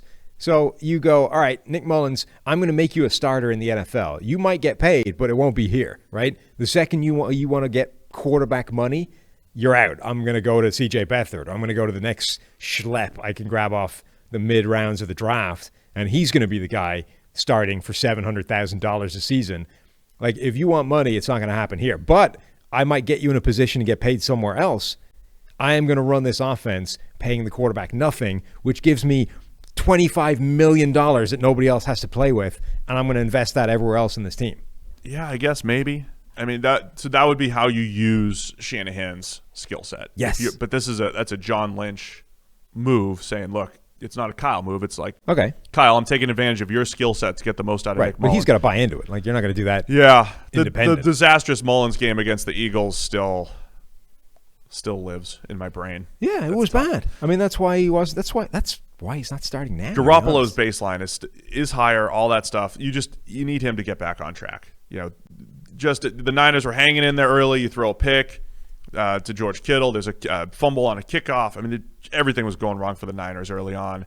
And then it's when you're playing an elite quarterback like Russell Wilson. I used to say that, I said this all the time. Brady, Brees, Rodgers, all these guys, when they're playing at a high level, like, what's the game plan? You know, and when you have, like, they had a few good plays against Russell Wilson, right? They sacked him once and forced some tough throws, but it's just such a challenge to, once he misses a throw on second down, it's like, all right, well, he's going to make a great play on third down, which he did. It is just so tough to be good down after down and stop a quarterback playing at that level right now. So Wilson and this entire Seattle passing attack, it's just, too much for the Niners defense, man. Yeah, Verrett still played well, but they torched Emmanuel Mosley. Yeah. And it was impressive watching DK go for, what did he end up with? 161, 8 first downs, and all over the field, right? I mean, it was downfield, it was underneath stuff. Just the fact that they could tap into Tyler Lockett going off one week and DK the next week, that is part – Russell Wilson playing at a high level, but that's part of the difference of this Seattle team versus a few years ago. And not just that, but against a team like compared to the team like Green Bay, right? That's the difference that a secondary threat makes, right? This idea of, every week you have to deal with Devontae Adams. But if you go into a game one week with a massive game plan to shut down that guy, somebody else has to benefit. So with Seattle, if you come into a game going, we're taking DK out of this game, right? If you're doing the Patriots thing of who is their number one threat, let's eliminate him from this game, make them beat us with somebody else. Seattle just go, okay, fine. Like, this is a Tyler Lockett game now. And Tyler Lockett goes off for 200 yards. Like, that is the difference that having a second. Now, it helps when your secondary threat is like a legitimate, viable number one in his own right. But that is the difference that having a viable secondary threat makes, is when you take away number one, the second guy is capable of going off. That's why the Chiefs have those Sammy Watkins games that pop up every now and again. Because when you do eliminate Tyreek Hill and Travis Kelce and whoever, suddenly nobody's covering Sammy Watkins, and Sammy Watkins is good enough to take advantage of that, even if he's not good enough to win if everything is played honestly on defense in a balance across the defense. He's not able to win consistently all the time, but if you swing away from him with everything he is. Extremely notable for the Seahawks defense. Bobby Wagner, he had blitzed 30 times coming into the game. 20 pass rushes in this one. A career high for Bobby Wagner. Gets in on 7 pressures, including beating multiple blockers for a sack. I mean, he was just incredible. Bobby Wagner essentially playing the Jamal Adams role. Yeah. Hey, we can't get after it with our front four. We're going to send somebody from the back 7 over and over again. And in this game, it was Bobby Wagner. It has been fun watching the Seattle defense add a few different wrinkles this year. They haven't been great as a defense, but I think they understand their limitations, and they're trying some stuff. In this game, it was Wagner blitzing 20 times. That's insane. He barely blitzes more than 2 or 3 times a game usually. At least until Carlos Dunlap gets in and starts playing. Right. Their best 2 pass rushers are genuinely a safety and a linebacker, like an off-the-ball middle linebacker. Yeah, he had Wagner just had a beautiful third down sack. They were using him all over the place, man. I mean, that was impressive. So Seattle continues to roll. They're in control of the NFC right now. Let's go to Cleveland. Las Vegas Raiders Weather game. Still sounds weird. Yeah. And the Cleveland Browns. It was a weather game, 16-6. Yeah. Beautiful. Old school. This really was a weather game. Like at one point, seemingly every adverse wintry weather precipitation known to man came down at the same time. Like it was raining, sleeting, hailing, and snowing all at once. And it looked pretty miserable. Browns rolled Mayfield out of the pocket. His first pass, it looked like my two-seamer, Sam. Oh, yeah? When he threw it. Two-seamers. That runs up and in on a righty. Of course. Yeah, it's not good for football. It's No. good for baseball. Get it on their hands, break some bats. But, yeah, it definitely affected the pass game here. It felt like, Mayfield's still just trying to zip in tight window throws that are kind of low percentage. And this is what I was trying to say last week. When you throw like a seam route to Jarvis Landry in tight coverage and there's, two guys closing in on him and it gets to his hands, but it's just this low percentage. Let me just throw the ball as hard as I can up and away from coverage. And last week they were caught and this week they weren't. And there were plays like that were kind of the difference for the Browns here. It was. Yeah. Because it's a weather game, like drops and all those kinds of things are going to factor in, and Baker got screwed by them more than Derek Carr did. Like I think Baker's got 5 drops now. Five. He was 12 for 25 with 5 drops, and a few of them were like big plays, like third downs, vital, important plays that needed to be caught and weren't. Each guy I think got screwed of a touchdown, got robbed of a touchdown. Jarvis Landry caught a nice one that ultimately the replay showed it kind of dropped out of his hands as he hit the ground, took that off the board. Derek Carr had a nice one to Henry Ruggs in the end zone that looked like he got screwed on replay. I thought Ruggs got both feet in. That was his best throw, right? Yeah. That was Carr's best throw. I thought Ruggs got both feet in. I thought you could see green between his toe and the line. They ultimately decided he didn't, so that came off the board.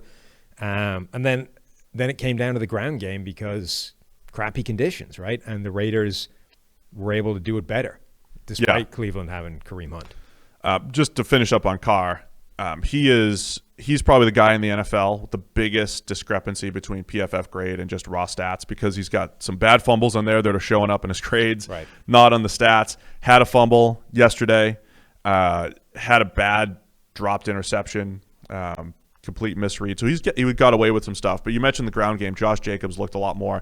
It was one of those 4.1 yards per carry, but it was 3 after contact per rush, forced 4 missed tackles. It grinded out Raiders rushing attack. And if the defense is making stops, this is the thing about the run the ball, play defense. If you are shortening the game a touch, a possession or two, and the defense is making stops, or the other team's dropping the ball, ultimately it's like, you can win a 16-6 game and, give Josh Jacobs 31 carries. Yeah, I mean, the real difference between the teams was how they went in the red zone. The Raiders, I think, had 4 trips to the red zone, scored all four times, even if only one of them was a touchdown. The Browns, I think, had 3 trips, but only came away with a field goal. Like, that's the difference in a 16-6 game in crappy weather.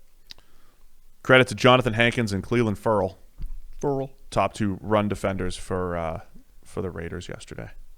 Because the grades are up on Premium Stats 2.0, all a part of PFF Elite. If you guys want all these grades we're talking about, get to PFF.com, grab your PFF Elite package, and it's got to be the Elite package, guys. All the best fantasy stuff, the best tools in the world, our green line for all the game picks, and PSV too. I'm talking like I don't know what I'm. Look at the drop grades for the Browns receivers. 28.6 for Jarvis. In the 20s? 28.8 for Njoku. 29.9 for Kareem Hunt, 27.9 for Janovich. Browns could really use a number 1 wide receiver like OBJ. Yeah, or target Higgins more, because obviously he's that guy. You got to target Higgins. Man, Raiders are tough to figure out, huh? Yeah. This is also, again, the difference of weather versus like they're indoors. This is one of those at home, right? Like I said this a couple weeks ago. Like when you don't have too many good defenses that play in a dome. Colts are pretty good this year.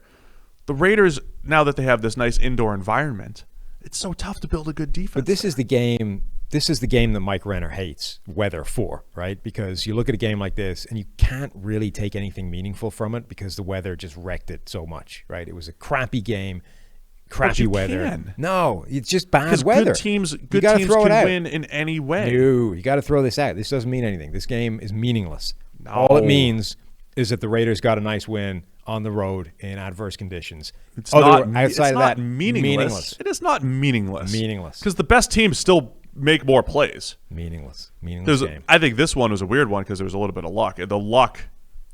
All the drops were on the Brown side. So whether you call that luck or just the weather. The Browns screwed. Yeah, but the Raiders didn't drop the ball like that. Right. But that's not because they're inherently better or they have they were. superior catching skills, just because they didn't. They were yesterday. Bad weather, throw it out. All right, another AFC West matchup here. Not matchup, but a couple teams. This is the last one. Chargers-Broncos. Yes. I'm losing it. What a game, man. How did the Chargers lose this one? I just don't know.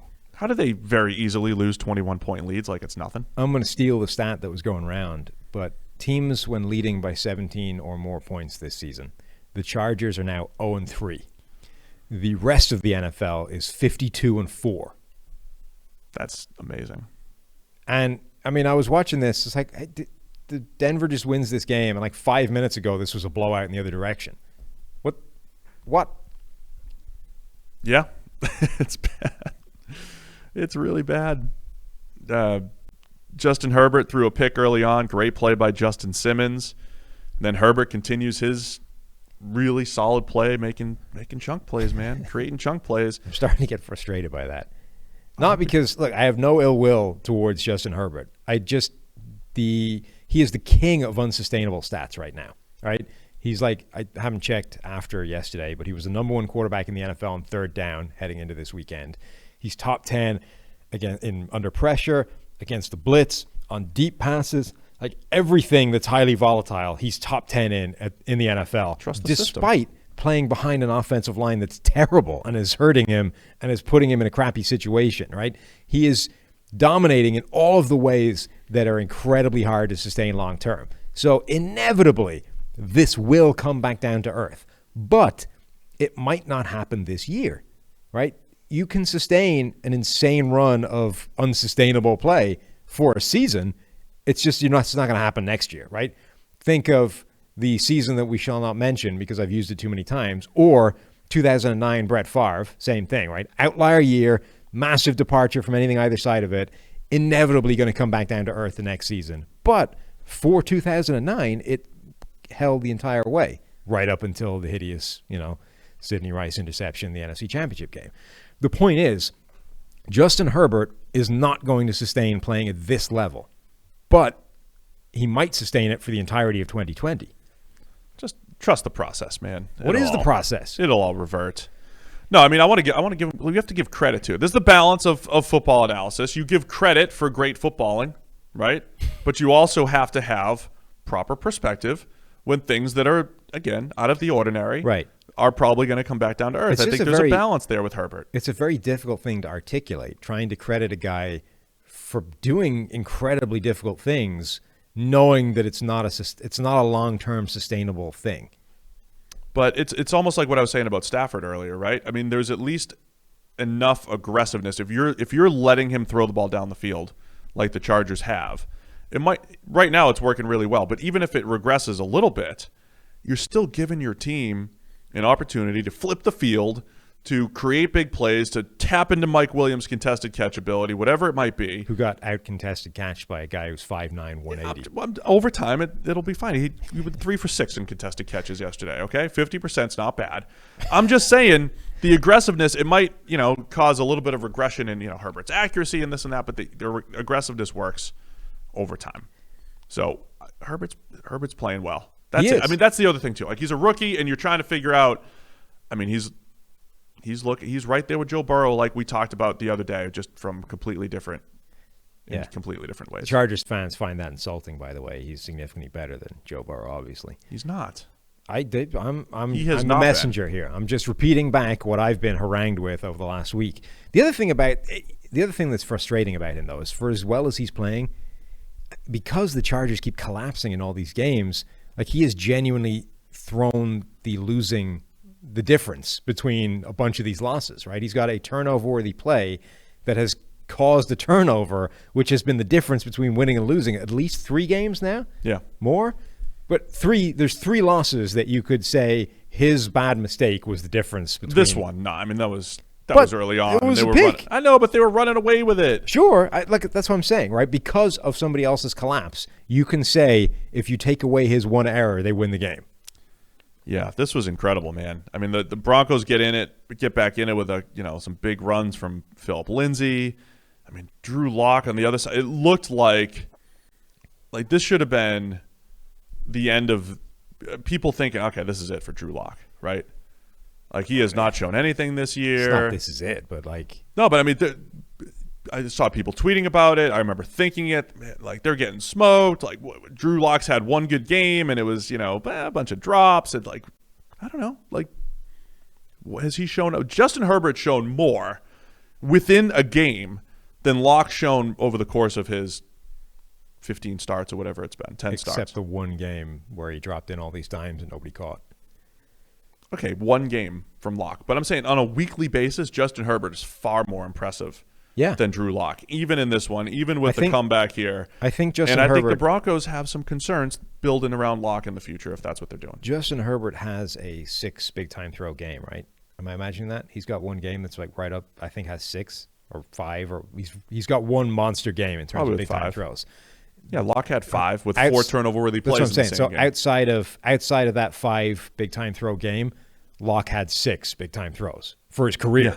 So it is genuinely close to saying that Herbert has had games with as much positivity as anything that Drew Lock has shown in his career outside of that one game. Yeah. So at a macro level, Broncos win, but man, I'm still way more encouraged by what I see from Herbert of course. than from Lock. I mean, Drew Lock right now, I don't think he's in any danger because what's the alternative, right? Brett Rippon, Jeff Driscoll, like he's going to start the rest of the season, but he's running out of time to show that he is the guy there. Now, he might be saved on the basis that the thing from the offseason is probably still true, that I don't know that John Elway has the rope to take another swing at quarterback. I mean, maybe he does. Like, the guy is the franchise, effectively, because of what he did as a player. The guy's God there. So maybe he has an endless amount of, chances. But from a normal league-wide perspective, you would not think that guy, having had so many swings and misses, has another swing at franchise quarterback and starting all over again. The thing is, me, I say take a lot of swings. And at the time, so it was the right move to draft Drew Lock. Yeah. It was their 3rd pick. It was 42 overall. Mm-hmm. They had already gotten Noah Fant, Dalton Reisner, and then you draft Drew Lock, 2nd-round quarterback, which is where the round he was supposed to be drafted in. And a 2nd-round quarterback, the idea is there's a percentage chance that he becomes the guy, but there's a big percentage chance that he's not the guy. And as long as you treat all the decisions after that, with that in mind, then it's okay. You say the right things. Yeah, Drew Lock's our guy. We're going to move forward. And he's only 283 or whatever, 300 dropbacks into his career. But at the same time, you have to acknowledge there was a small percentage chance that he was going to be the guy, and we're going to be ready to move forward if possible. And I think they got to be ready to move forward. And honestly, I don't think this is one of those, it's a knock on John Elway. No, it's not. It's just it was the right move, but you have to understand it was a low percentage move, and then you have to be ready to grab the next guy when it comes up. John Elway's job is to find the next franchise quarterback, right? There's only so many times you can fail to do that before inevitably there was too many failures to do it, right? Before that. And I honestly think, again, a load of people were really excited by Drew Lock from what they saw from him last season. And my point all the way along was I think the majority of that excitement was simply he was not Joe Flacco. Right? Joe Flacco was so depressing as a starting quarterback, as was Allen in replacing him, that anything that showed any glimmer of optimism would immediately be latched onto as the hope that you cling to as a fan base that we have finally found something that could be a franchise quarterback. It wasn't a reflection of his overall play, which I don't think was that good. But given the history of quarterbacks before that and Elway's record, I think you kind of had to latch onto that and say, all right, we've seen flashes. Now let's assume he is the quarterback and build around him. That, I think, is a better strategy than saying, we haven't really seen anything. Let's take another swing and have 2 guys. I'm not saying they should have taken a swing last year. I think before the season, I said, yeah, you have Locke and you got all the playmakers. Let's see what he is. But it's not like a failure if Drew Lock fails. So I think everything they did surrounding Locke is the right thing to do. It just, right now, I'm not sure it's going to work out. And if it doesn't work out, my only point is that I don't know that Elway has another swing at this. The Broncos won, so let's give them credit for winning an incredible comeback, 21 points in the fourth quarter. Why is the Chargers defense collapsing when they have one of the most talented groups in the NFL? I don't have a good answer for you, Sam. Oh. I don't know. I was kind of hoping you did. I don't know if it's something to schematically how it's so similar down to down, and you just over time teams are finding cover 3 beaters because they've had a lot of busted coverages. That gave up a lot to the Bucs and the Saints. They've given up a lot just to busted coverages. It does feel like this defense, from a coaching schematic standpoint, tree is not what it was. I did have a good answer, but yeah. It might even be that this scheme was never what it was all cracked up to be, but it was built off the talent level that existed in the Legion of Boom. When you had Richard Sherman and Earl Thomas and Cam Chancellor and Brandon Browner and literal prototypes, Bobby Wagner at middle linebacker, like suddenly you can have a relatively vanilla scheme because the guys executing it are so absurdly good. But then when you take that scheme and you port it to Atlanta or you port it to San Diego and then Los Angeles, it isn't the same because you don't have those guys. Now, the Chargers have some real talent on the back end, but it isn't the Legion of Boom. And even if it was, the league has seen that for the better part of a decade and understands better how to beat it than it did. So even if the Legion of Boom was the Legion of Boom now, it's probably a more difficult job to play at that level. Yeah, is the scheme has it just reached the end of its lifeline? So much of the scheme was just having the ability, was the knowledge of how to match up to past concepts. It was also, physically Sherman's perfect, Earl's perfect, Chancellor's perfect, but it was just like, hey, when they run 4 verts, you're carrying it, cover it, right? When they run this, cover it. And I think that's where the Falcons have failed. That's where the Jags failed with this scheme a couple years ago, was simple coverage bust. Because the other team gets to draw up 20 pass plays that are going to break your coverage. Right. And the Legion of Boom took those 20 plays and they matched up with them perfectly, and they rarely busted coverages.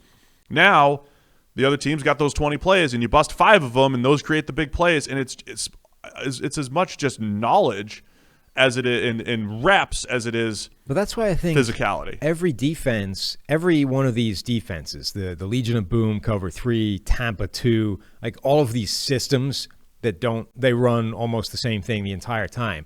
Those things have a shelf life. It's the same with the offensive side of the ball. We talk about Sean McVay's system, and you need 2.0 and 3.0. You need to keep evolving because the league keeps evolving, and it's an arms race. You do something schematically, they do something to adjust to counter it, and then you need to counter the counter, and it's a back and forth. If you just have a system and it never evolves, it never becomes 2.0, 3.0, teams figure it out. There's a reason teams still use Tampa 2.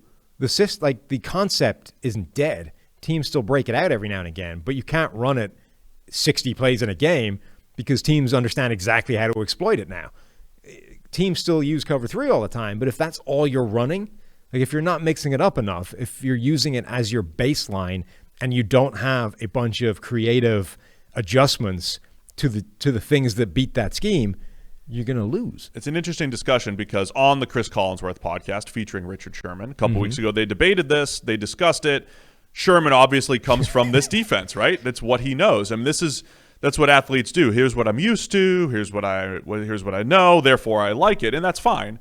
But his idea when they were talking about the Dallas defense was that it was too complicated. Run fewer schemes. So there's a delicate balance, right? There's a balance between running the same thing over and over again, but also overcomplicating things.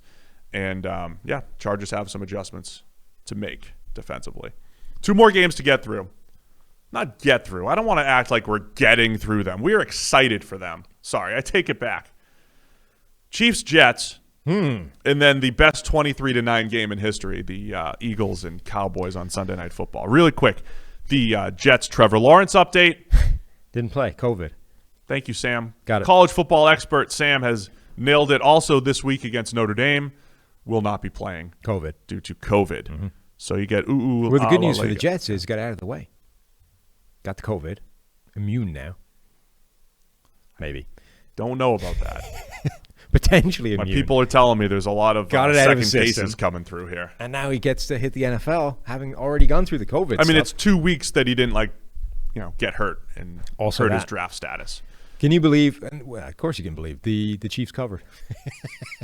20-point spread-ish. I'm not surprised. They covered anyway. Didn't matter. Jets hung around for a while. Their biggest mistake was hanging around for the first half. Like, really, if they wanted to cover, which honestly, let's face it, that was the best they were going to hope for in this game. If they wanted to cover, what they needed to do was to get in like a 28-point hole in the first half so that Chad Henne came into the game for like most of the second half, and then the Jets could backdoor this thing. But no, they hung Jets around wanted to cover. Right, they hung around for long enough that the Chiefs were like, "Oh, okay, fine.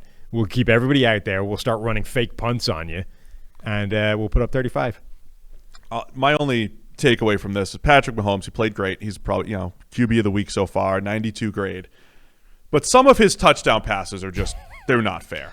You have a 40-yard tap pass or whatever it was to kick things off, and he has his second underhand little screen pass for a touchdown this year. He's building up to the behind the back trick shot. I swear to God, it's that play. First of all, it was the little shovel. Now it's the underarm. The next one is going to be behind the back. Behind the back. It's going to be the same play. And get a passing touchdown for it. Behind the back passing touchdown is coming, and it's coming on that play. So Mahomes has. So I'm here Mahomes, for it, by the way. He's playing So well. it wasn't obvious. He's playing fine. He's up to our number 4 graded quarterback right now, 89.1. The grades are up on premium stats. But Mahomes has now his 21 touchdowns and 1 interception. He's got some of the best interception luck in the NFL this year, plus multiple tap passes and underhand passes for touchdowns. The guy who doesn't need any help from the scheme and from his playmakers is getting it. So Mahomes will be right back in that MVP conversation because people are going to look at that TD to interception ratio and think, wow, incredible year, 21-1. It's not really the reality for Mahomes this year, even though he's still playing really well. Yeah. But he took advantage of playing the Jets. The Le'Veon Bell revenge game was a non-factor. Didn't, what do you have, 6 carries for 5 yards or 5 for 6 or something? Wasn't a big part of it. All I know is the Chiefs score a ton of points with Le'Veon Bell on the team. Yeah, that's true. That's the analysis still. So there's no other real takeaways here. Guess how many pressures Henry Anderson had? 2? Yeah. Wow. Henry Anderson is like the most consistent player in the face of the earth. The guy gets 2 pressures every single week. What does he have so far this year? We got 3, 1. He's got a couple zeros in there. Damn it. Don't ruin my But thing. previous years, 18 and 16 games last year. 9 and 8 games this year. Chiefs maybe defense. it's more. Maybe it's more like 1, but whatever. Chiefs defense still legit. Certainly against the Jets, who And gave making 10 plays. targets to Braxton Berrios. Yeah, they did. Chris Jones had a really nice day rushing the passer. There's your takeaways from the Jets and the Chiefs game. Our ELO rankings, or our computer folks here, Sam, have the Chiefs with one of the easier schedules for the rest of the season. So just keep an eye. It's kind of like last year. They kind of trudged through the first half of the season, and the second half came together. We might see more of that from the Chiefs, or at least the feeling's going to be a lot stronger about the way they look going into the playoffs. You think Quinnen Williams gets moved? No, I don't. He's playing well still. He is. I mentioned the other day. I mean, hand positioning is great. He's blowing people up in the run game and getting after the quarterback at a high level. He is playing well. And I can't see why you would want to move a second-year player unless you were getting multiple draft picks. At the time when the Jets drafted 3 overall, I said, look, I love Quinnen Williams, but if you can trade down and get 3 picks instead of just 1, that's how you rebuild. If they can do that, it still applies here. If they can do that for Quinnen, great. And as our cap expert Brad Spielberger said too, the Jets have essentially paid the majority of Quinnen's money to this point. So for another team to get him on a rookie contract would be an absolute steal for the 2 years plus a first-year option, fifth-year option. So there could be some value there. But if you're just getting like a third-round pick for him just to get something, I wouldn't do that. I don't see that if you're the Jets or Joe Douglas. So I don't see Quinnen getting moved unless some team that has a massive hole at defensive tackle really blows them away with an offer. Speaking of holes at defensive tackle, the Dallas Cowboys and the Philadelphia Eagles, it was 23-9. My description for this game, Sam, sometimes you become so conditioned to watching NFL quarterbacks, especially good ones. We watch Mahomes, Wilson, Brady, Brees, Rodgers. You watch all of these quarterbacks. And a lot of games, they just make it look easy. To the point where people like us sometimes like, oh, Drew Brees, he had it easy. All he did was dink and dunk and do this thing. And Brady, underneath stuff. It's so easy. Sometimes really good quarterback play looks easy. And then you have a game like this to just bring us back down to earth. And you trot Ben DiNucci out there. And whatever this is of Carson Wentz. And it's like, you know what? Sometimes playing quarterback in the NFL is difficult, as Ben said after the game. Yeah. I mean, playing quarterback in the NFL is not easy. It's very hard, in fact. On the other hand, it did feel like, given the paint-by-numbers game plan that you had for quarterback, if you're Dallas, to get Ben DiNucci viable in this game, I find it hard to believe that former AAF superstar Garrett Gilbert wouldn't have done a better job of executing that offense. Gilbert, he's not an NFL starting quarterback, but he's not, incapable the way Ben DiNucci was. And it's not all Ben DiNucci's fault. The offensive line is bad as well. But they had one of those game plans where it's like, let's pull out every trick in the book so that the quarterback doesn't have to play quarterback.